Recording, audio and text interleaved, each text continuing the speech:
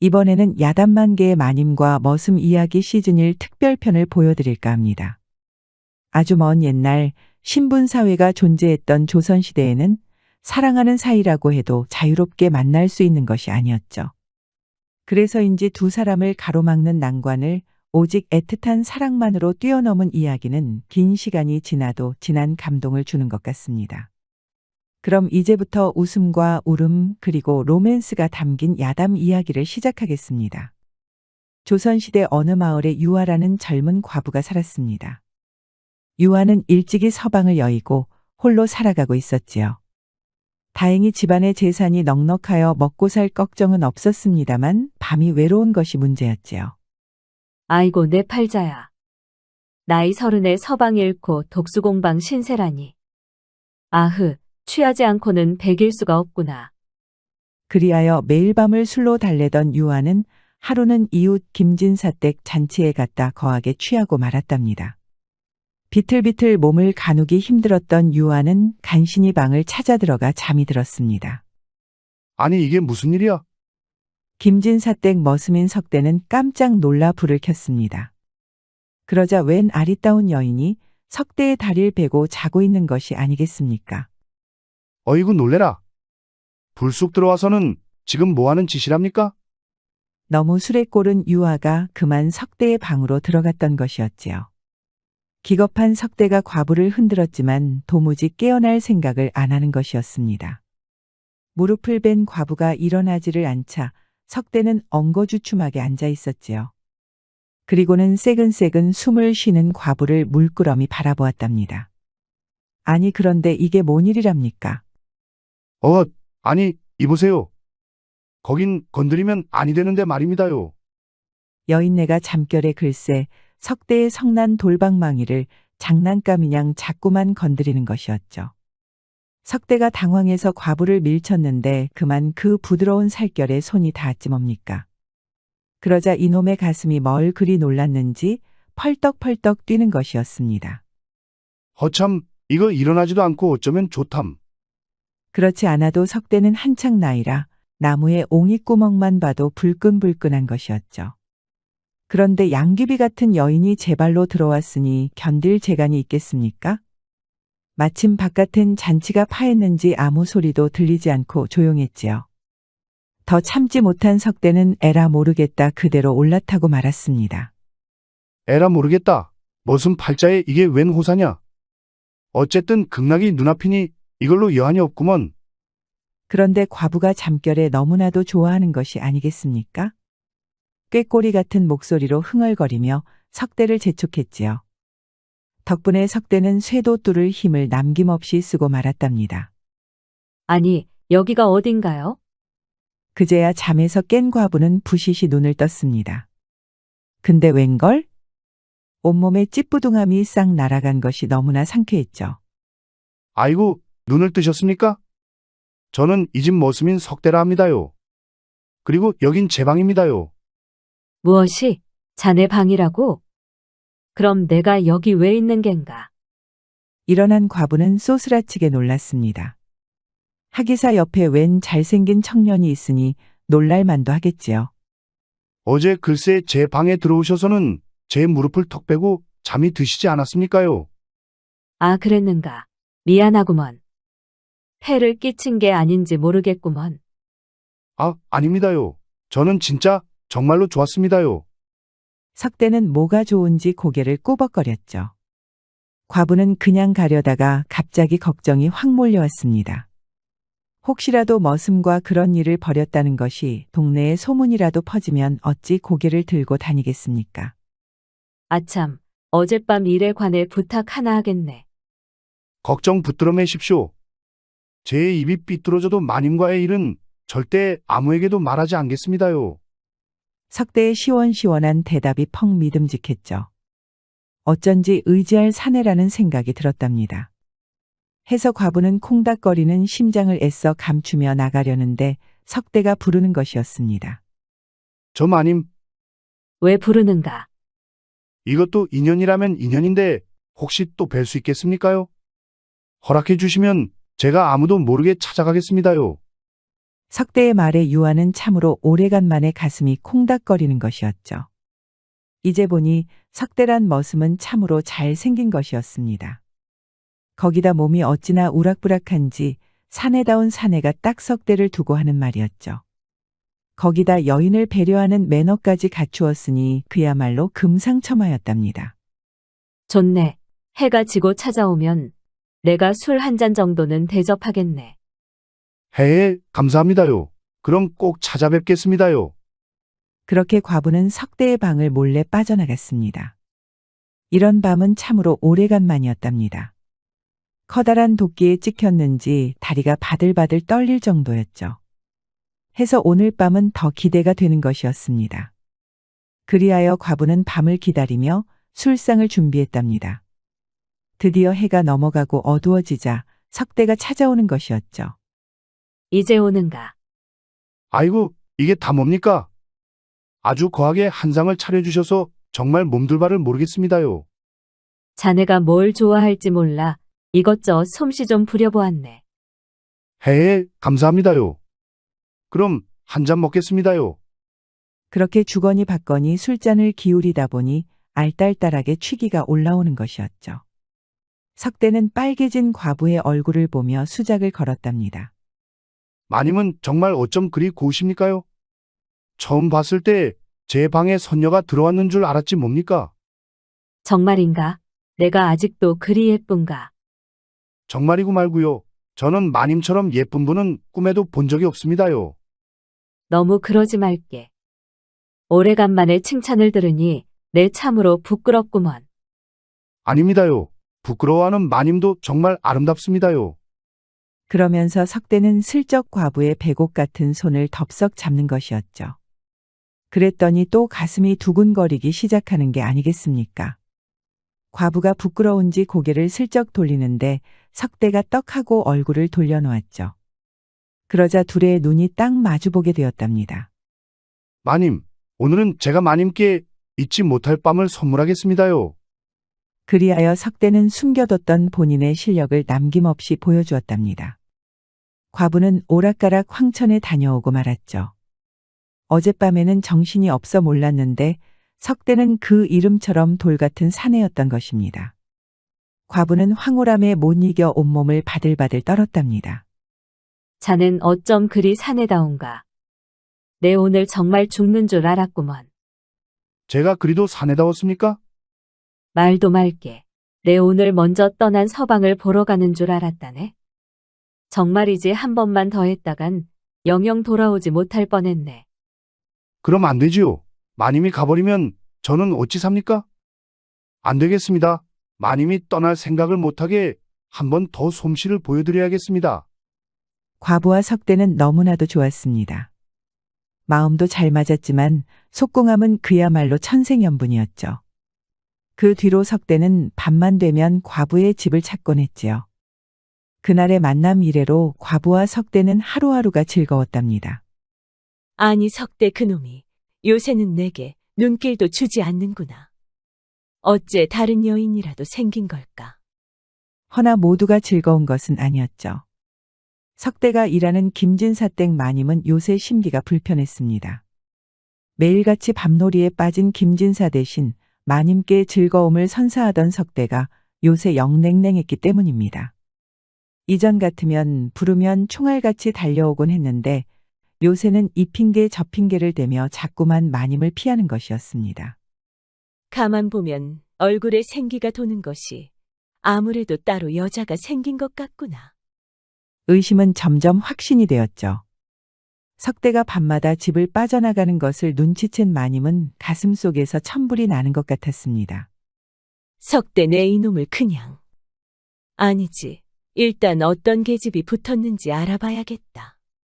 그날 밤 석대가 김진사댁을 나서자 마님은 조용히 머슴 덕구를 불렀죠. 마님, 부르셨습니까요? 그래, 잘 왔다.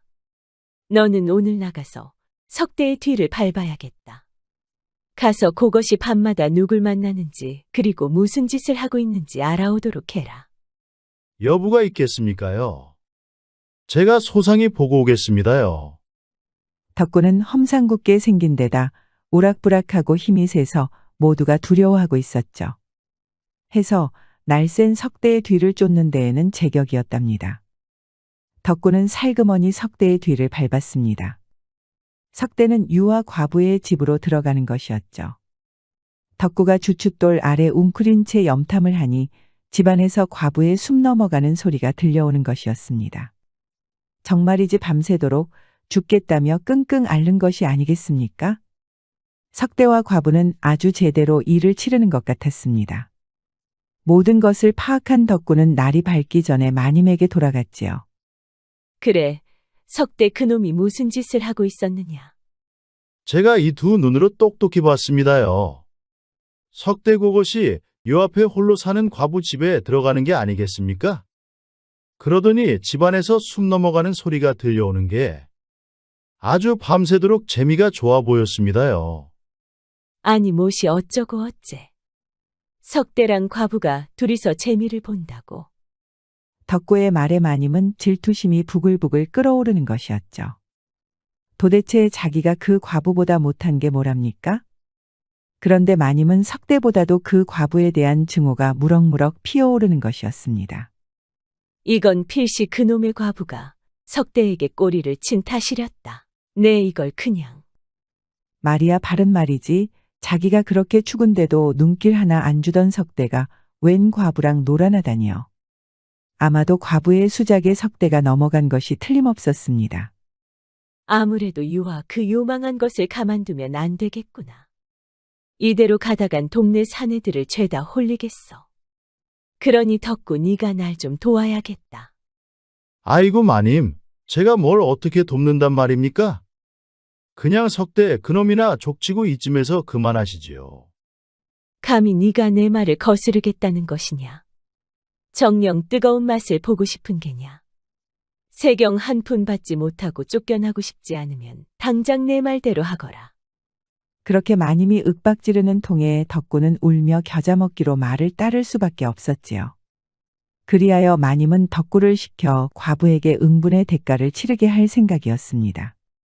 한편 땀을 흠뻑 흘린 과부는 석대의 팔을 베고 누웠지요. 그러지 말고 덕구야, 너 김진사 댁에서 나와서 나랑 살지 않겠느냐? 내 서방 대접은 톡톡히 해주마.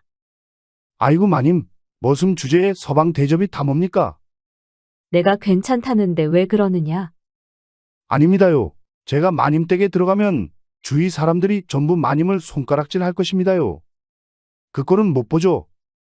그러니 지는 이렇게 가끔씩 마님과 술 한잔하면 됩니다요. 원참, 너는 속도 깊구나. 석대의 말에 과부는 고개를 끄덕였답니다. 그리하여 과부와 석대는 지금처럼 가끔씩 만나 황홀한 밤을 보내는 것으로 만족을 하였답니다. 그런데 며칠이 지난 후였습니다. 과부가 홀로 잠을 자고 있는데 갑자기 장지문이 스르륵 열리는 것이었습니다. 석대냐, 오늘따라 왜 그리 조용히 들어오는 것이냐? 과부는 잠결에 인사를 했지만 뭔가 이상했습니다. 그래서 눈을 떴는데 그만 소스라치게 놀라고 말았지요. 아니 도대체 누구시오? 아, 글쎄 시커먼 복면을 쓴 사내가 과부 방으로 쑥 들어온 게 아니겠습니까? 기겁한 과부가 비명을 지르려는데 힘센 손이 입을 콱 막는 것이었지요. 몸부림치던 과부는 그만 숨이 막혀 까무러치고 말았답니다. 복면 쓴 사내는 과부를 그대로 보쌈해서는 어디론가 사라져버렸지요. 복면 사내는 과부를 들쳐 메고 깊은 산속으로 들어갔답니다. 산속 동굴로 들어가서야 사내는 보따리를 풀었지요. 팔다리가 묶이고 제갈까지 문 과부는 살려달라고 몸부림을 쳤답니다. 그러자 옷고름이 풀리면서 새하얗고 봉긋한 것이 눈에 쑥 들어왔지요. 그 바람에 복면 사내 덕구는 가슴이 두근거렸답니다. 무슨 과부가 이리도 어여쁘답니까? 덕분에 아랫도리에 힘이 빡 들어왔지요. 덕구는 애써 참으면서 과부의 입만 풀어줬답니다. 목숨만 살려주시오. 안심하시오. 해코지할 생각은 없소이다. 그렇다면 날 이 깊은 산속으로 왜 데리고 온 것이오? 제발 그 연유라도 좀 합시다. 대기 순진한 청년을 꼬드긴 것을 아주 싫어하는 분이 있소이다. 그분의 분노를 샀으니 당분간 여기서 조용히 있어야 할 것이요. 아니, 내가 꼬드기긴 누굴 꼬드겼단 말이에요. 더 이상 묻지 마시오. 먹을 거랑 입을 거는 내가 가져올 터이니 여기서 얌전히 있으시오. 행여 이 첩첩산 중에서 탈출하려고 했다간 산짐승 밥이나 될 것이니. 그렇게 덕구가 가버리자 유와 과부는 동굴 속에 홀로 남게 되었답니다.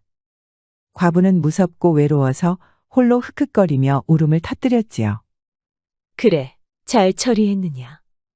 그것을 틀림없이 염전에 팔아버렸겠지. 여부가 있겠습니까요? 이건 팔고 나서 받은 돈푼입니다요. 고생했다. 마님, 이건 보통 문제가 아닙니다. 마님께서 반드시 뒤처리를 잘 해주셔야 합니다.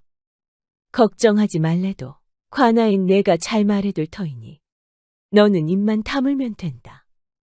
사실 덕구는 과부를 산속 동굴에 숨겨두고 있었지요. 차마 아무 죄 없는 과부를 염전에 팔아치울 수는 없는 노릇이었으니까요. 그러나 김진사댁 마님께는 과부의 집에서 가져온 돈을 건네어 안심을 시켰답니다. 얼마 후 동네에서는 과부가 사라져 난리가 났지요. 허나 마님이 백방으로 돈을 풀어 별다른 조사 없이 지나가도록 무마시켰답니다. 마님의 돈을 잔뜩 받은 아전은 사또에겐 과부가 여행을 떠난 것 같다고 둘러댔지요. 그렇게 모두의 기억 속에 유아 과부는 점점 잊히고 있었습니다. 아니, 하룻밤 사이에 부녀자가 사라졌는데 걱정하는 사람이 아무도 없는 게 말이 되는가? 딱 한 명, 석대만큼은 과부가 걱정되어 견딜 수가 없었습니다. 백방으로 과부를 찾았지만 별다른 소득이 없자 결국 가장 믿을 만한 사람을 찾아갔지요. 아니, 이게 누구야? 석대 아니냐? 형님, 오래간만입니다. 그래, 석대야. 참으로 반갑구나. 그런데 어인일로 이 형님을 찾았느냐? 그게 말입니다. 제가 사실 날랜 포수인 형님께 부탁할 일이 하나 있어 왔습니다. 말해보거라.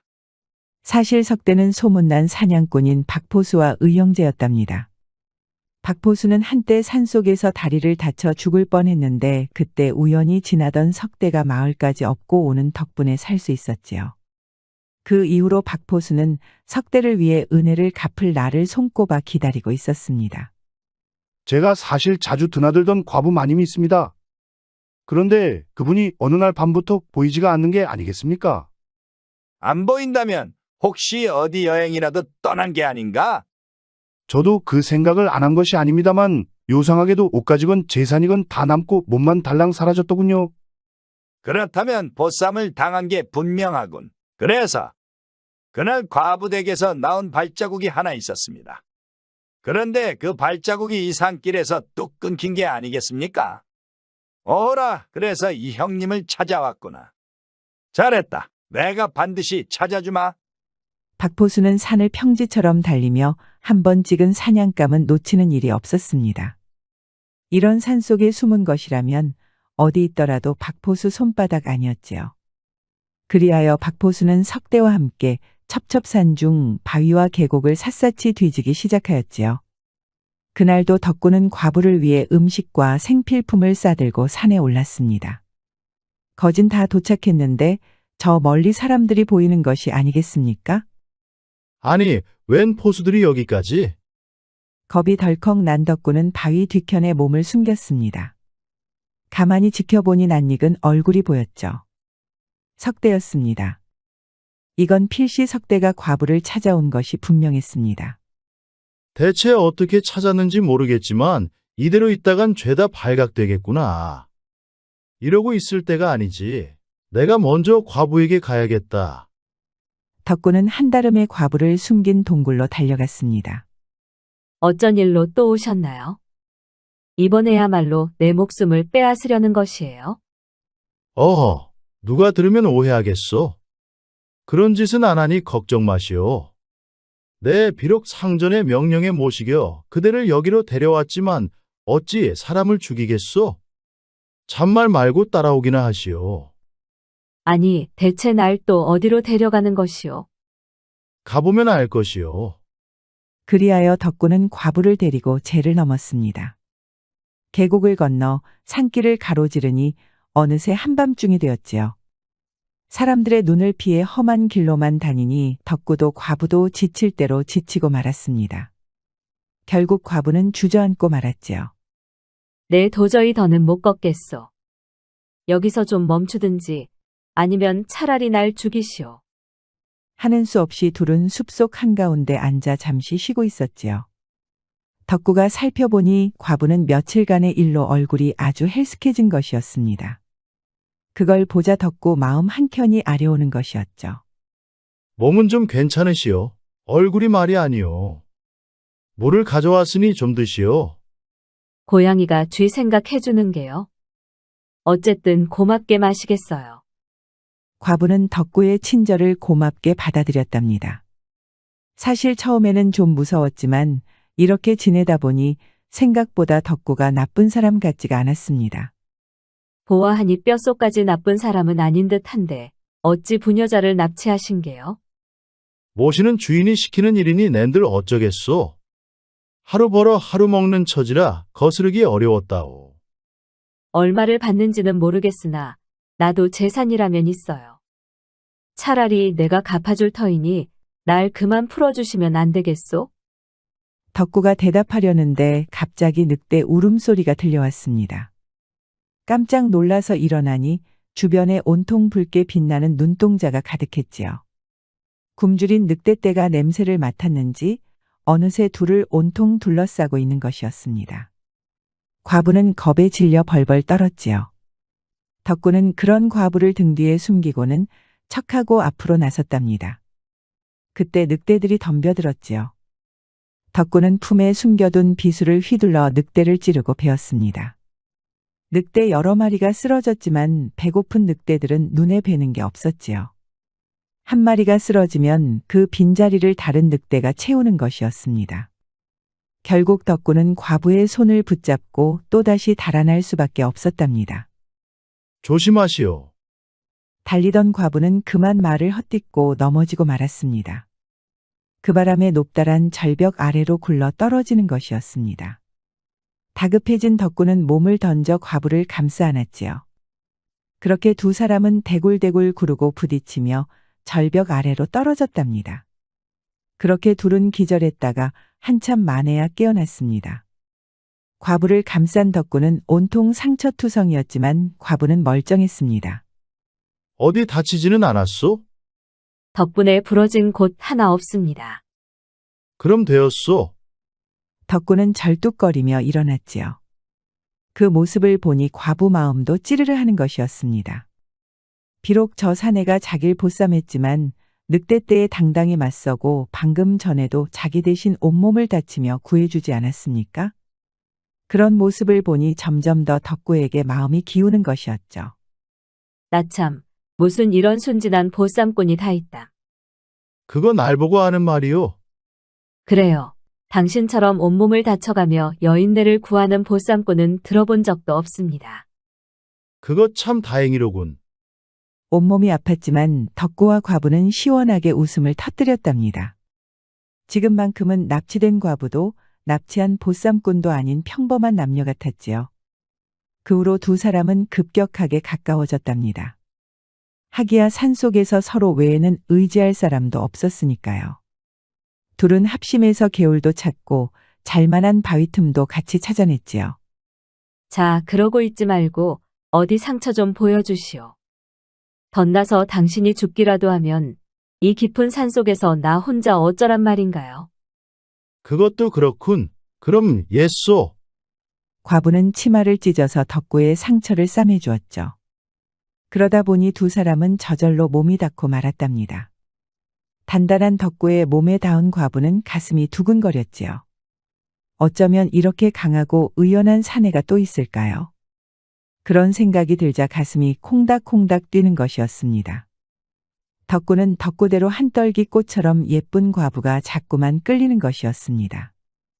둘은 누가 먼저랄 것도 없이 손을 맞잡았지요. 그리고 자연스럽게 하나가 되었답니다. 아니, 그런데 덕구는 정말 무식하게 컸지요. 아니, 이러다 죽겠소. 뭐가 일이 큰 것이오. 무식하게 큰 것이 들락날락하니 과부는 오락가락하고 말았습니다. 그런 것은 과부도 난생 처음 보는 것이었죠. 여하튼 둘은 깊게 사랑하는 사이가 되었습니다. 그날 밤 덕구와 과부는 함께 별을 바라보며 사랑을 속삭였답니다. 이 모든 것은 김진사댁 마님의 지시였소이다. 아니, 그분이 왜 이런 짓을 시킨 것이에요? 사실 김진사댁 마님은 석대를 마음에 두고 있었다오. 그런데 석대가 그대에게 푹 빠졌으니 그게 참으로 미웠던 것 같소. 그래도 그렇지. 사람을 납치하라니. 결국 덕구는 모든 것을 다 털어놓았지요. 그리고는 이제 관하로 가서 자수하겠다는 것이었습니다. 아니에요. 차라리 잘 되었습니다. 기왕 이렇게 된 거, 우리 둘이 조용히 다른 곳으로 가서 살도록 하죠. 난 하찮은 머슴인데 괜찮겠소? 머슴이건 뭐건, 이젠 당신이 제 서방이에요. 하늘 같은 서방이 되셨으니, 이젠 존대를 받으셔야죠. 어느새 과부의 마음속에 덕구가 단단히 자리를 잡은 것이었습니다. 그동안 석대와 했던 불장난과는 달랐지요. 한편 박포수와 석대도 늑대와 마주쳤지요. 허나 공경에 빠졌던 과부들과는 다르게 박포수는 아주 살판이 났답니다. 늑대놈들, 죄다 도륙을 내야겠구나. 석대야, 너 먼저 가거라. 형님, 그럼 이 늑대들은 형님께 맡기겠습니다. 오냐, 난 이 늑대들의 가죽을 모아 한미천 잡고 있을 테니 넌 어서 가서 그 과부를 구하거라. 박포수는 오래간만에 사냥감을 잔뜩 찾았다며 신들린 사람처럼 늑대들을 쏘아 맞추는 것이었죠. 그렇게 박포수가 늑대떼를 상대하는 동안 석대는 마침내 덕구를 따라잡을 수 있었답니다. 이놈 잘 만났다. 여염집 여인을 납치한 악한이 바로 너로구나. 아니, 석대 자네가 여기까지 언제 왔는가? 그건 알고 없고. 어서 과부 마님을 내놓거라. 그러지 말고 내 말 좀 들어주게. 듣기 싫다. 자, 덤비거라. 덕구는 싸우기 싫었지만 잔뜩 독이 오른 석대가 덤비는 통에 한판 붙을 수밖에 없었습니다. 거기다 돌 같은 석대의 주먹에 자꾸만 맞다 보니 화가 치밀었지요. 결국 둘은 무섭게 격투를 벌였답니다. 허나 이미 다친 데다 지칠 대로 지친 덕구는 석대를 당해낼 수 없었죠. 석대의 강력한 한 방에 덕구는 저만치 나가 떨어지고 말았습니다. 이놈, 네 놈을 붙잡아다 관하로 가야겠다. 잠깐, 석대야, 그 손 멈추려무나. 제발 좀 멈추면 안 되겠느냐? 아니 이게 무슨 일이랍니까? 덕구에게 붙잡혀간 과부마님이 오히려 석대를 가로막는 게 아니겠습니까? 과부는 눈물까지 쏟으며 석대를 막아서는 것이었죠. 아니, 납치를 벌인 덕구를 왜 감싸시는 겁니까요? 이제 이분은 내 서방이다. 서방이 부인을 데리고 어디든 갈 수 있는 노릇 아니냐. 그러니 너도 그만하거라. 석대는 맥이 탁 풀리는 것이었습니다. 덕구와 과부마님을 보니 이미 두 사람은 아주 깊은 관계가 된 것이 분명해 보였지요. 이렇게 된 이상 석대가 나서서 설치는 것도 아무런 의미가 없는 것이었죠. 석대가 멈추자 과부는 그간 있었던 일을 전부 말하였습니다. 이 모든 것이 질투에 불탄 김진사댁 마님의 소행이라는 것을 소상히 밝힌 것이지요. 모든 것을 안 석대는 할 일 없이 고개를 떨구었지요. 마님, 그럼 행복하십시오. 쇠뇌는 물러가겠습니다. 마지막으로 덕구와 과부를 한 번씩 쳐다본 석대는 산을 내려갔지요. 뒤늦게 늑대 가죽을 잔뜩 얻은 박포수가 나타났지만 함께 돌아가는 수밖에 없었습니다. 석대는 어깨가 축 처져서 쓸쓸히 마을로 향했습니다. 그 이후 과부는 산을 내려와 집안의 모든 재산을 정리해 덕구와 떠났습니다. 먼 마을로 간 둘은 새로운 보금자리를 차리고 부부의 연을 맺었지요. 참으로 꿈을 꾸는 것 같소. 내 주제에 그대와 부부가 되다니. 저도 참으로 꿈만 같습니다. 이제야 훌륭한 서방을 새로 얻어 다시 시작할 수 있게 되었으니까요. 그리하여 둘은 행복한 밤을 보냈답니다. 어찌나 깨가 쏟아지는지 둘의 집은 그 근처에만 가도 떡방아 소리가 들렸다고 하네요. 그리고 마을로 돌아온 석대는 혼이 나간 사람처럼 살았지요. 마님, 참으로 실망했습니다요. 어쩜 그리 큰 일을 벌이셨습니까? 내가 참으로 미안하다, 석대야. 허나 나는 정말 너밖에 없구나. 제발 내 마음을 좀 헤아려주면 좋겠구나. 김진사댁 마님은 눈물까지 흘리며 석대 앞에 무릎을 꿇었지요. 주인이 머슴 앞에 무릎을 꿇고 빌자 석대의 마음도 약해졌습니다. 아무렴 얼마나 좋았으면 그런 무모한 일을 벌였겠습니까? 석대는 한참 동안 마님을 바라보다가 마침내 두 손을 맞잡았지요. 마님, 그간 많이 외로우셨지요? 이 석대가 이젠 마님만 바라보겠습니다요. 정말이냐? 네가 정말 내 마음을 알아주는 것이냐? 아무렴, 이렇게 마님께 사랑받는 모습이 이 세상에 어디 또 있겠습니까요? 그러니 이젠 더 이상 무모한 일 벌이지 마십시오. 그렇게 둘은 화해의 밤을 보냈답니다. 오래간만에 돌같은 석대에게 안긴 김진사댁 마님은 너무나도 좋았습니다. 이걸 이제야 다시 맛보았으니 다시는 떨어지고 싶지 않았지요. 그렇게 머슴과 마님은 서로의 상처를 보듬으며 나름 행복한 나날을 보냈다고 하네요. 옛말에 예서지온이라 가시투성이 두더지에게도 짝이 있다는 말이 있습니다. 덕구와 과부, 석대와 김진사 마님처럼 결국 자기에게 가장 어울리는 상대를 찾을 수 있다는 말이지요. 우리도 이 말을 기억해 서로 사랑하며 아끼며 살아야겠습니다.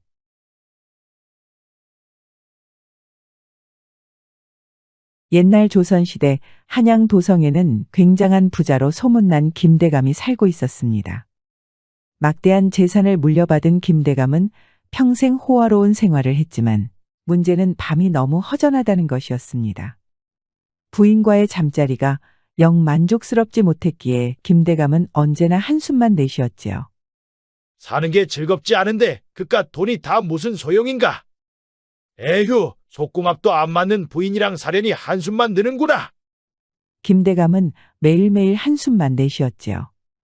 그러다 보니 재미도 감동도 없이 이렇게는 못 산다는 생각이 굴뚝 같아졌습니다. 해서 본인의 우울한 속마음을 풀어줄 여인을 찾아 백방으로 수소문을 했지요. 그러던 김대감은 기생집 춘영루의 모란이가 그렇게도 뛰어나다는 소문을 듣고 말았지요. 며칠을 고민하던 김대감은 마침내 모란이를 찾아 춘영루로 향했습니다. 걔 아무도 없느냐? 춘영루의 모란이가 도대체 누구냐? 한양 최고의 갑부이신 김대감님 아니십니까? 어인일로 저를 찾으십니까? 내가 모란이렸다. 내가 별 보는 즐거움을 잊은 지 오래인지라 내 도움이 시급하구나. 어디 소문난 그 솜씨를 한번 부려보거라. 참으로 영광스런 말씀입니다. 허나 아무런 약조 없이는 솜씨를 보일 수 없나이다. 약조라? 그거 참 맹랑하구나. 그래, 어떤 약조를 해주길 바라느냐? 네, 저를 기생집에서 빼내어 대감의 첩으로 삼아주신다면 기꺼이 모시겠습니다. 그 말에 김대감은 속으로 이것 봐라 하면서 혀를 내둘렀습니다. 하룻밤 별을 보는 대가로 대감집 첩이 되겠다니 그 대담함에 왠지 더 궁금해지는 것이었지요. 김대감은 천천히 모란이를 위아래로 훑어보았습니다. 앉으면 장미, 일어서면 매화, 그야말로 대단한 미색이었는데요. 심지어 세도가인 김대감 앞에서도 당당한 것이 아주 마음에 들었답니다. 좋다. 오늘 밤 내 솜씨를 한번 보고 소문만큼이나 뛰어나다면 그 약조를 들어주도록 하겠다. 사실 모란이의 제안은 김대감이 바라는 바였습니다. 김대감은 명문가 교수인 부인과의 밤 생활이 시원하지 않아 답답함을 느끼고 있었지요.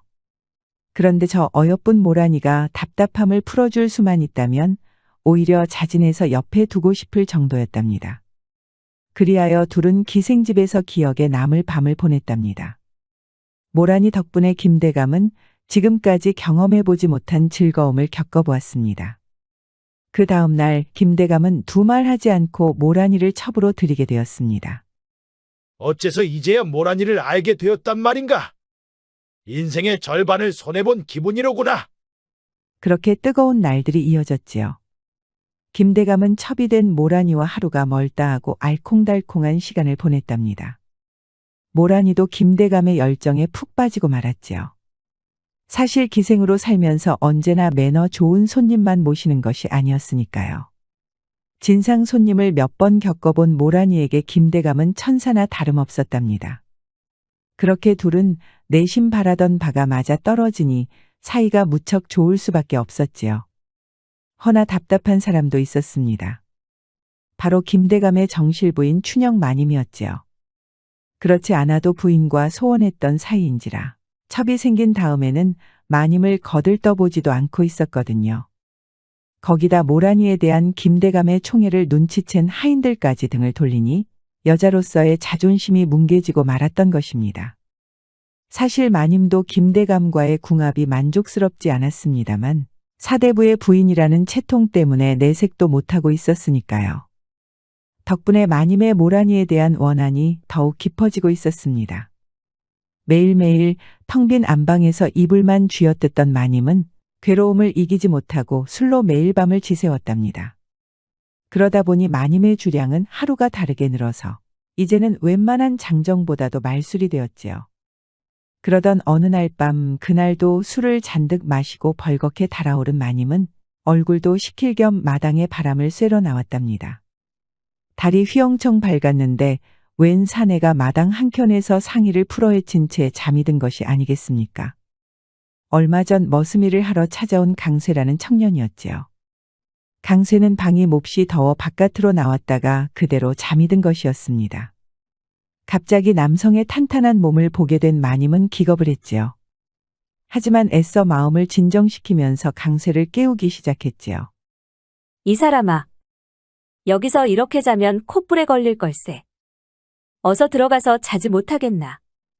아니 마님이 아니십니까? 저는 워낙 건강해서 괜찮습니다. 몸에 열이 많아서 끄덕없으니까요. 그보다 마님이나 좀 들어가십시오. 밤바람에 몸이라도 상하시면 안 될 말이니까요. 강세의 매너 넘치는 말에 마님은 가슴이 두근거렸습니다. 우람한 남성이 매너까지 좋으니 어찌 끌리지 않겠습니까? 허나 마님은 내색 하나 하지 않았습니다. 대신 강세를 끌어들일 꾀를 내기 시작했지요. 그러면 같이 방에 들어가세. 내가 술상을 봐온 게 있으니 한잔하세나? 술이라는 말에 귀가 번쩍 뜨인 강세는 좋다고 마님을 따라갔지요. 그렇게 부어라 마셔라 하다 보니 강세는 금세 취해버리고 말았습니다. 알딸딸해진 기분으로 슬며시 마님을 바라보니 아니 글쎄 이게 무슨 일이랍니까? 마님이 술기운에 못 이겼는지 새근새근 잠이 든 것이 아니겠습니까? 그런데 촛불 아래 비친 마님의 자태가 너무나도 아름다운 것이었습니다. 술기운이 오른 탓인지 도저히 참을 수가 없었습니다. 해서 더는 참지 못하고 그만 올라타고 말았지요. 그렇게 어른들의 즐거움이 이어졌습니다. 달도 보기가 부끄러웠는지 구름 뒤로 고개를 숨겼지 뭡니까? 사실 마님은 전혀 취하지 않았습니다. 강세가 움직일 심산으로 자는 척했던 것뿐이었지요. 덕분에 마님은 정신을 차리기 어려울 정도로 만족스러운 시간을 보낼 수 있었습니다. 정말로 오래간만의 일이었지요. 일을 마친 강세가 황급히 빠져나가자 마님은 자리에 누운 채 곰곰이 생각했습니다.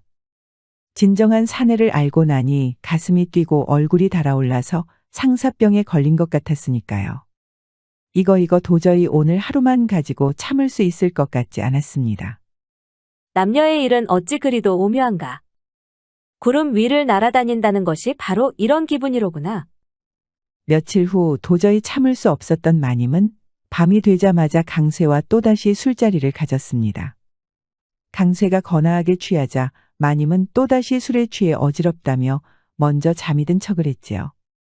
그 아름다운 자태에 홀린 그는 또다시 어른의 시간을 가지고야 말았습니다. 한참 후 강세가 물러가자 마님은 창문 사이로 스며든 달빛을 바라보았습니다. 내 평생 이렇게 두근거린 일이 또 있을까? 알지 못했다면 몰라도 알아버렸으니 이젠 돌아갈 수가 없구나. 여인의 삶이란 이런 것이었구나 하며 마님은 이리저리 생각이 많아졌습니다.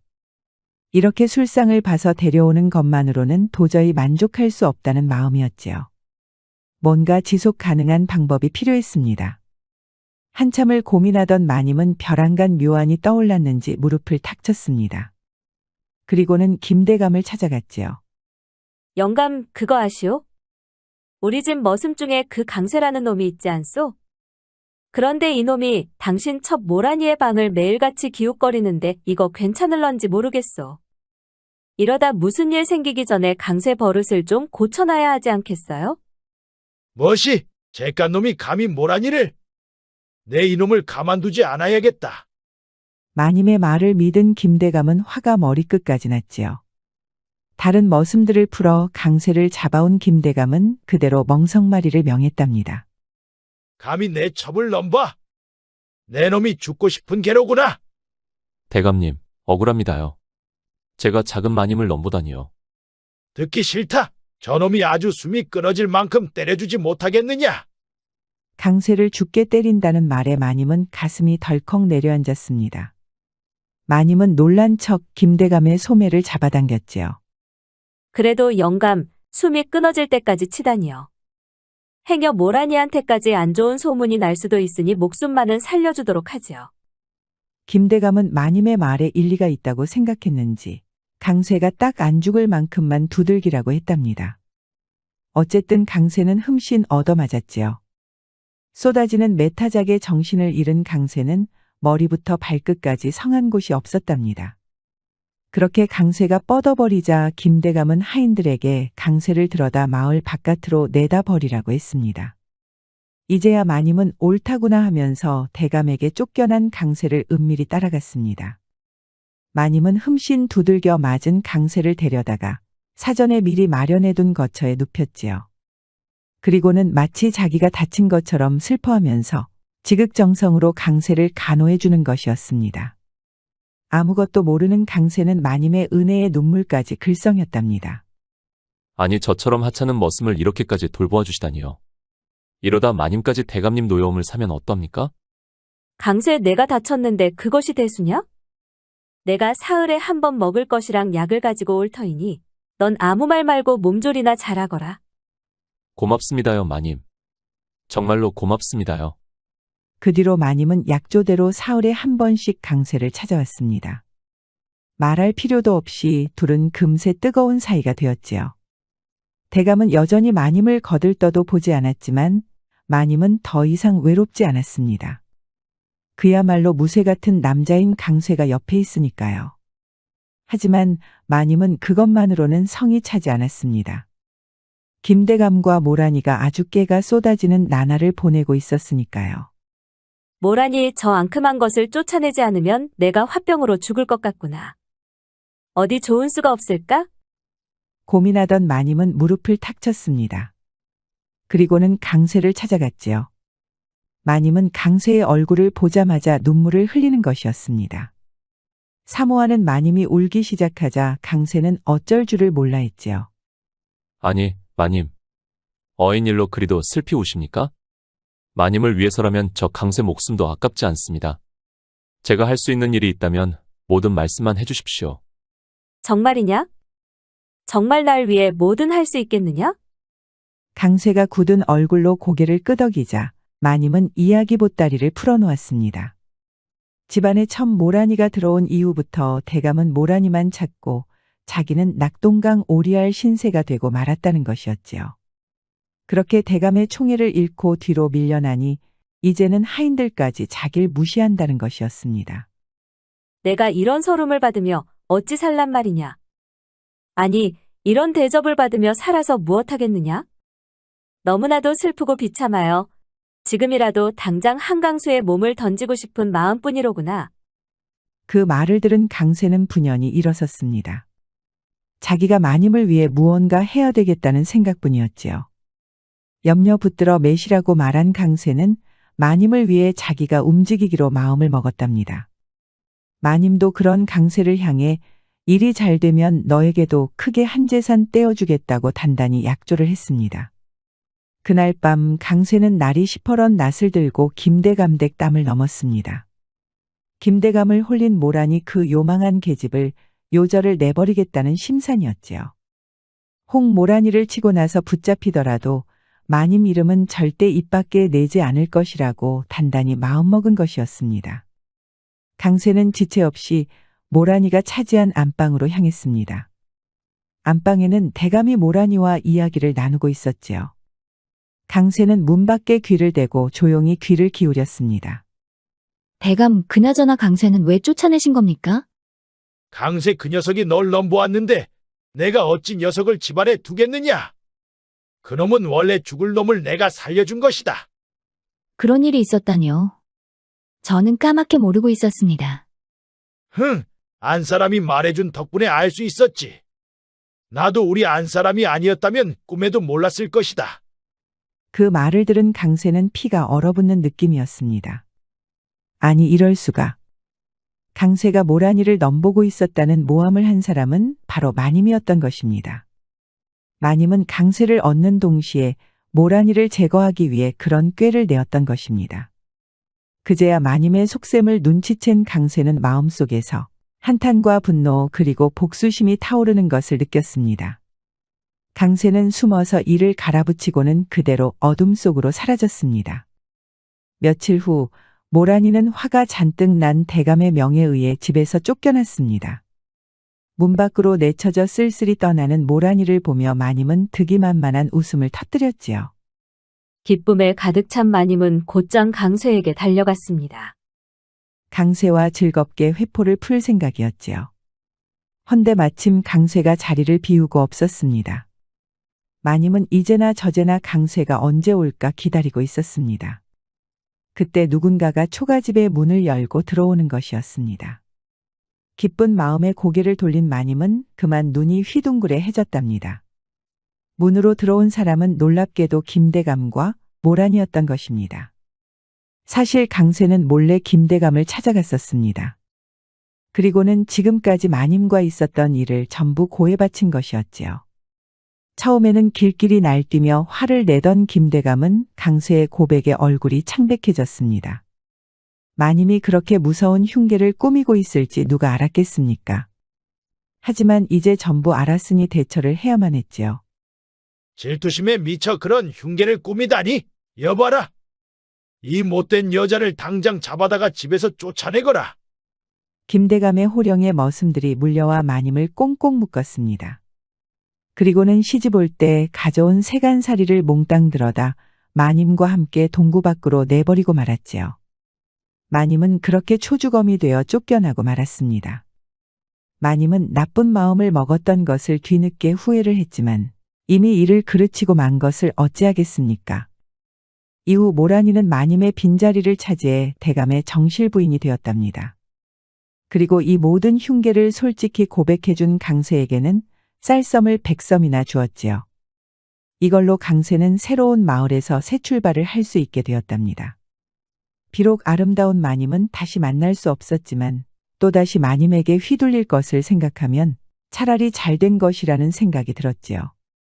욕심이 화를 불러들인다는 말이 있습니다. 마님이 강세와의 알콩달콩함에 만족을 했다면 대감집에서 쫓겨나는 일은 없었을 것입니다. 하지만 욕심과 질투에 눈이 멀어 그릇된 행동을 반복하다 스스로 파멸하고 말았던 것이지요. 우리도 분에 넘치는 욕심을 경계해 주어진 것에 늘 만족할 수 있는 삶을 살아야겠습니다.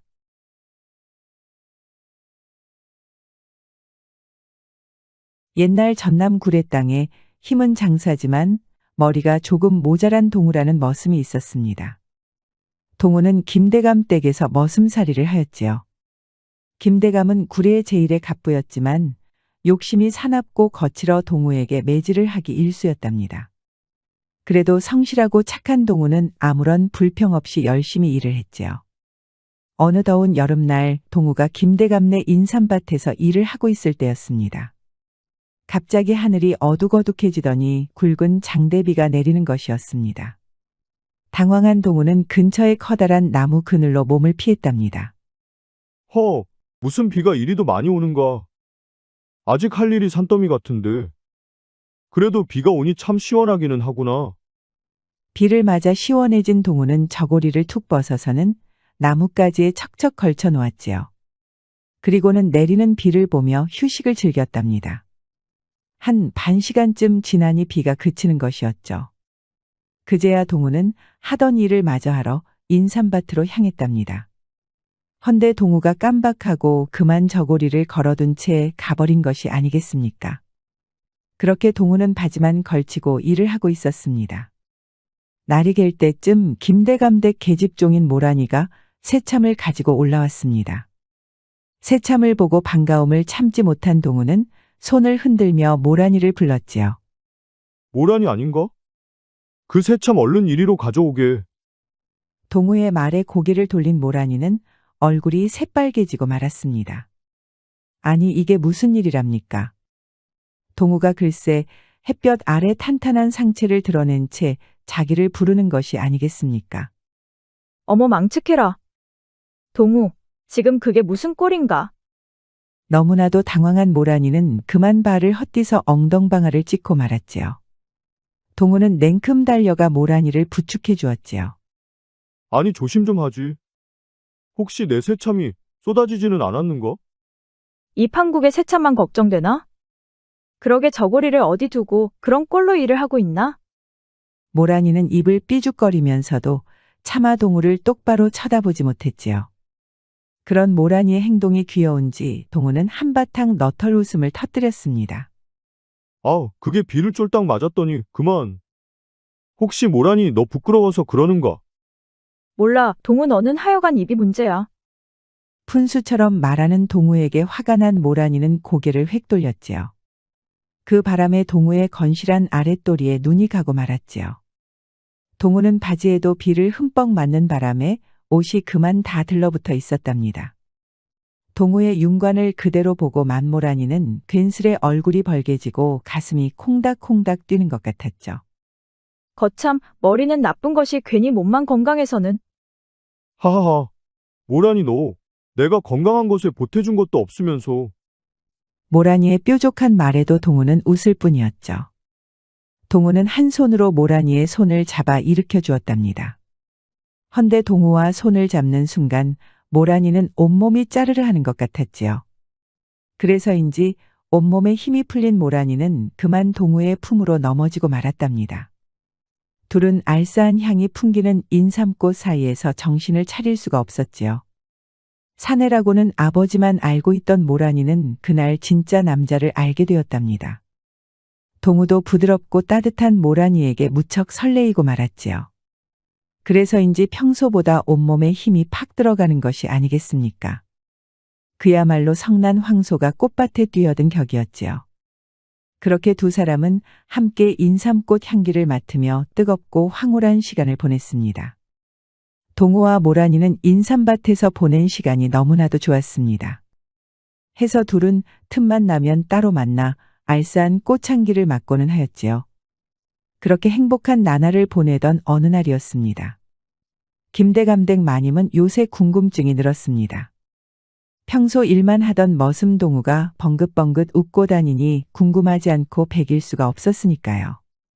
결국 마님은 김대감에게 넌지시 물어보았지요. 대감, 요새 동우가 입이 귀에 걸렸더이다. 혹시 이유를 아시나요?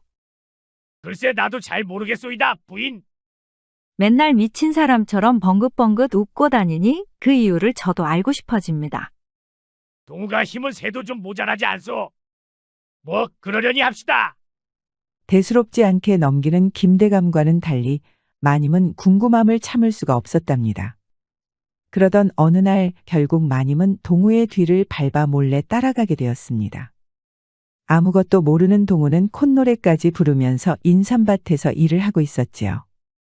아니, 그런데 이게 무슨 일이랍니까? 새참을 가져온 모란이가 나타나자마자 둘은 곱게 저고리와 치마를 개어 나뭇가지에 걸어두는 것이 아니겠습니까? 그러더니 인삼꽃이 흐드러지게 핀 그 위에서 청춘을 확인하는 것이었죠. 그 모습이 너무나도 열정적이고 행복해 보였습니다. 에그머니나. 저것들이 매일 저렇게 재미를 보고 있었구나. 기겁한 마님은 죄 지은 사람처럼 덤불 뒤로 몸을 숨겼지요. 그러면서도 눈은 빼꼼히 내밀어 동우와 모란이를 지켜보았답니다. 둘은 벌건 대낮부터 꽃을 세고 있었습니다. 가만히 지켜보니 손과 손이 꼭 움켜쥐는 것이 한두 번 해본 솜씨가 아니었답니다. 어지럽게 휘감기는 모습에 마님은 심장이 두근거려 금방이라도 튀어나올 것 같았지요. 동우와 모란이는 날이 어둑어둑해진 다음에야 내려갔습니다. 마님도 얼른 집으로 돌아왔지요. 하지만 도무지 잠을 잘 수가 없었습니다. 눈만 감으면 동우와 모란이가 자꾸 떠올랐으니까요. 싱숭생숭해진 마님은 괜스레 대감이 원망스러워졌답니다. 얘 아무도 없느냐? 대감은 언제 돌아오신다고 했느냐? 네, 오늘 밤은 늦을 테니 내일 돌아오시겠다고 하셨습니다. 대감이 또 기생집에 가신 게로구나. 매일같이 기생집으로 나도는 김대감 탓에 마님은 도무지 여인의 행복을 누릴 수 없었지요. 그래서일까요? 마님은 밤만 되면 자꾸 동우가 떠오르는 것이었습니다. 동우의 탄탄한 등과 복근 거기다 우람한 팔뚝을 생각하면 자꾸만 허리심이 풀리는 것이었죠. 아이고 내 팔자야. 서방에 있으면 뭐하나. 매일 같이 독수공방이니 청산과부와 다를 바 없구나. 그렇게 마님의 한숨만 늘어나던 어느 날이었습니다. 부엌에서 간장 종지를 옮기던 모란이가 그만 허리를 삐끗하고 말았던 것이지요. 모란이가 아파 죽겠다고 드러눕는데 마님은 속으로 옳다구나 쾌재를 불렀지요. 아니 뭐라나. 허리를 다쳤다니 그것 참 큰일이로구나. 사람을 붙여줄 터이니 어서 저작거리의 의원에 다녀오도록 해라. 하지만 인삼밭에서 일하는 동우의 새참을 챙겨줘야 하는데 말이지요. 그건 내가 알아서 할 터이니 너는 걱정 말거라. 아이고, 마님. 감사합니다요. 그럼 의원님께 한달음에 다녀오겠습니다요. 모란이는 마님이 붙여준 머슴들에게 부축을 받으며 의원을 보러 갔습니다. 그 사이 마님은 새참을 잘 차려서 짊어지고는 인삼밭으로 향했답니다. 아이고 마님, 새참을 직접 가져오셨군요. 이리도 황송할 때가. 우리 일꾼이 먹을 것을 가져온 것인데 황송할 게 또 뭐겠느냐? 이리 와서 좀 먹고 일하거라. 헤헤헤. 아이고 감사합니다요. 그리하여 동우는 마님의 가져온 새참을 먹기 시작했습니다. 새참은 평소보다 푸짐했지요. 구수한 보리밥에 아삭아삭한 김치, 거기다 두툼한 고기 산적까지. 정말 보기만 해도 침이 괴일 정도였답니다. 동우는 우적우적 새참을 먹어 치우고는 막걸리를 벌컥벌컥 들이켰습니다. 그렇게 새참의 술까지 해치우니 얼근하게 취기가 올라왔지요. 덕분에 동우의 눈은 점점 횟가닥 풀려가는 것이었습니다. 여태껏 동우의 눈치를 살피던 마님은 은근하게 말했습니다. 인삼밭에서 일하느라 옷이 죄다 더러워졌구나? 이리 죽어라. 내가 빨래를 해다 가져올 것이니. 아이고, 아닙니다요. 옷이 땀에 절어서 냄새가 많이 납니다요. 괜찮대도. 어서 이리 다오. 동우는 한사코 거절했지만 마님 성화를 당할 수는 없었지요. 저고리를 건넨 동우는 순간 마님이 너무나도 아름다워 보이는 것이 아니겠습니까? 그야말로 하늘에서 내려온 선녀처럼 보이는 것이었죠. 더 참을 수 없게 된 동우는 마님을 덜컥 안아들었습니다. 마님도 내심 좋아라 하며 동우의 품에 안겼지요. 그렇게 둘은 인삼밭에서 새롭고 짜릿한 경험을 하게 되었답니다. 아니 동우야, 너는 참으로 장사로구나. 내 살다 너처럼 팔힘이 강한 사내는 처음 본다. 그리하여 마님은 모란이가 맛본 행복을 똑같이 맛보게 되었답니다. 너무나도 즐거운 시간이 지나고 그 뒤로 마님은 동우의 얼굴만 봐도 그때 생각이 나 가슴이 벌렁거렸지요. 너무나도 설레이고 행복한 것 같았지요. 마님 눈에 동우는 너무나도 의젓하고 멋진 사내로 보이고 있었습니다.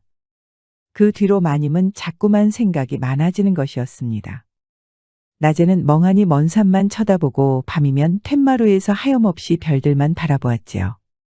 동우의 탄탄한 복근이 꿈에서도 나올 정도였답니다. 해서 마님은 틈만 나면 모란이에게 저잣거리에 다녀오라며 심부름을 시켰지요. 그리고는 동우가 먹을 새참을 본인이 직접 가져가곤 했습니다. 물론 그 뒤로는 동우와 함께 꽃향기에 포옥 쌓이곤 했답니다. 그럴 때마다 마님은 이 시간이 영원했으면 좋겠다는 생각을 했지요. 하지만 동우는 점점 겁이 나는 것이었습니다. 아무렴 머슴이 마님이랑 놀아나다니요. 신분이 엄격한 조선에서 이는 자칫 큰 벌을 받을 수 있는 일이었습니다. 해서 동우는 인삼밭을 매면서도 땅이 꺼져라 한숨을 내쉬었지요. 하지만 마님 얼굴만 보면 그런 걱정이 싹 사라지는 것이 문제였죠. 오늘도 마님이 가져온 새참을 맛있게 먹어치운 동우는 마님과 알콩달콩한 시간을 보냈습니다. 막걸리를 마시고 취기가 벌겋게 오르니 너무나도 더운 것이 아니겠습니까? 하는 수 없이 저고리를 걷어제끼자 마님은 좋아라 동우에게 덤벼들었지요. 둘은 또다시 꽃냄새 그윽한 인삼밭에 누웠답니다. 동우야, 참으로 행복하구나. 너도 그러하느냐? 네, 마님. 저도 참말로 좋구만요. 그렇구나. 내가 좋다니 나는 더 좋구나. 그날도 마님과 동우는 해가 질 때까지 같이 있었습니다. 그러나 마님이 가고 나면 동우는 땅이 꺼져라 한숨을 내쉴 따름이었지요. 이러다 큰일 나는 게 아닌가 모르겠다. 대감님이 아시면 어쩌지? 아이고, 그 생각만 하면 다리가 후들거려서 살 수가 없구나. 동우는 이제나 저제나 들키지는 않을까 덜덜 떨면서 살 수밖에 없었지요. 그래서인지 동우는 하루가 다르게 피폐해져가만 갔답니다. 한편 모란이는 자꾸만 의심이 깊어졌습니다. 자기를 살살 피하는 것이 어딘가 동우의 거동이 수상해 보였답니다. 마님도 의심스럽기는 마찬가지였지요. 왜 자꾸 자기를 불러다 바깥 일을 시키는지, 그리고 그럴 때마다 마님은 또 어디론가 사라지는 것이었죠. 분명 동우와 마님 사이에 뭔가가 있는 것이 분명했죠. 그리하여 모란이는 하루는 마님 심부름을 가는 척하면서 마님의 뒤를 밟았지요. 마님은 발걸음도 사뿐사뿐 마을 밖으로 빠져나가는 것이 아니겠습니까? 조용히 뒤를 따라갔더니만 아니 이게 무슨 일이랍니까? 마님이 동우와 만나는 것이 아니겠습니까? 조용한 인삼밭에서 마주친 둘은 보자마자 끌어안는 것이었죠. 그러더니 저고리와 치마가 휙휙 날아다니는 것이었습니다. 아무리 봐도 한두 번 해본 솜씨가 아닌 것 같았죠. 이제야 둘의 비밀을 알게 된 모란이는 속이 부글부글 끓어올랐지요. 자기는 제껴두고는 저렇게 알콩달콩하게 지내고 있었다니. 모란이는 배신감에 어쩔 줄을 몰랐습니다. 거기다 어쩜 그리 찰떡처럼 붙어 있는지. 그 꼬리 질투가 나 손발이 부들부들 떨리고 있었지요. 화가 머리끝까지 난 모란이는 저 연놈들을 어찌해야 할지 고민에 빠졌습니다. 동우는 몰라도 마님은 지체 높은 양반이고 상전이니 아무래도 신분 차이가 너무 컸으니까요. 평소처럼 우다다다 쏟아냈다간 크게 경을 칠 것이었습니다. 해서 모란이는 어떻게든 별 피해 없이 둘을 말아넣을 방법이 없나 생각해봤답니다. 그 후 며칠이 지나서 마님은 또다시 모란이에게 심부름을 시켰답니다. 저작거리에 나가서 이것저것 사오라며 일거리를 잔뜩 던지는 것이었죠. 가만 보니 마님이 슬그머니 술상을 보는 것이 모란이가 가고 나면 동우를 만나려는 것이 분명했습니다. 모란이는 오냐 잘 걸렸다 이런 생각을 하면서도 겉으로는 다소곳이 다녀오겠다고 대답을 했지요. 마님이 나가고 나자 모란이는 쪼르르 김대감에게 달려갔지요. 대감님, 큰일이 나버렸습니다요. 뭔 일이길래 소란이냐? 어서 말해보거라. 아니 글쎄, 인삼밭에 나간 동우가 새참을 과식해서 배탈이 났답니다.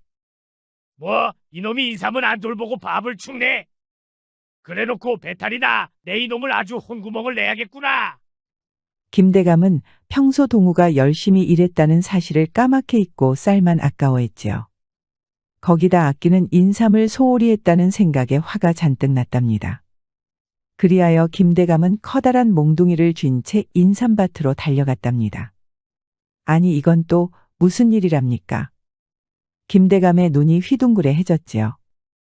아 글쎄 인삼밭의 동우가 부인과 니니나나 즐거운 시간을 보내고 있던 것이 아니겠습니까?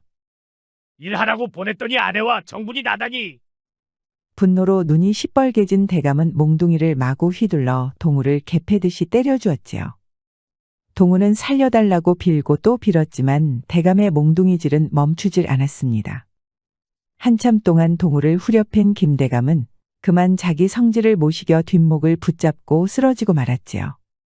그때까지 두려움에 떨던 마님은 얼른 동우의 소매를 끌었습니다. 동우야, 천우신조로구나. 이 틈을 타 도망치도록 하자. 아이고, 쓰러진 대감님을 두고 제가 어딜 갑니까? 저를 때려도 주인마님은 주인마님 아니겠습니까? 제가 집까지 모셔야겠습니다. 마님은 한사코 말렸지만 동우는 요지부동이었습니다. 결국 몽둥이에 실컷 얻어맞은 동우가 대감을 업고 돌아왔지요. 그 뒤로 김대감은 끙끙거리며 자리보전하는 신세가 되었지요. 당연히 그 좋아하는 기생집도 못 가는 신세가 되었답니다. 반면 마님은 집안 살림을 모두 차고 앉아 떵떵거리는 입장이 되었습니다. 당연히 집안 가솔들도 마님의 말을 하늘처럼 떠받들게 되었지요. 반면 김대감에게 둘의 사이를 일러 바친 모란이는 날벼락을 맞고 말았지요. 김대감에게 들켜 하마터면 크게 경을 칠 뻔한 마님이 모란이를 그냥 두겠습니까? 하루아침에 최하급 계집종이 된 모란이는 화장실 분뇨를 치우는 신세가 되고 말았습니다. 덕분에 다른 머슴들도 모란이를 보면 코를 틀어쥐고 피해 다녔지요. 모란이는 골이 잔뜩 났지만 별 수가 없었지요. 하지만 가끔씩 동우가 모란이를 위해 먹을 것도 주고 옷감도 몰래 가져다 주고 해서 입에 풀칠은 할 수 있었습니다. 단숨에 집안 권력을 틀어진 마님은 남편 김대감을 지극정성으로 간호했지요.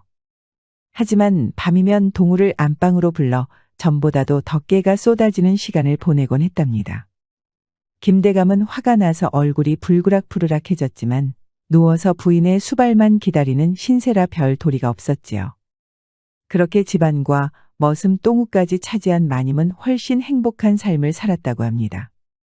옛말에 사람은 남의 눈에 티는 잘 봐도 제 눈에 들보는 살피지 못한다는 말이 있습니다. 평소 자기 행실을 뒤돌아보지 김대감은 주변 사람들의 허물에만 분노하다 크게 그르치고 말았지요.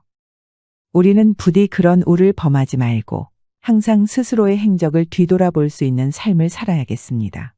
오늘 이야기들이 어떠셨나요? 우리도 이들처럼 닥쳐온 난관에 굴하지 말고 사랑하는 사람들과 함께 오래도록 행복하게 살아야겠습니다. 우리 영상을 시청하신 모든 분들께 행복이 가득하길 기원하겠습니다. 구독과 좋아요, 알림 설정 부탁드려요. 이후에도 재미난 이야기가 많이 준비되어 있으니 다른 영상도 꼭 보러 와주세요.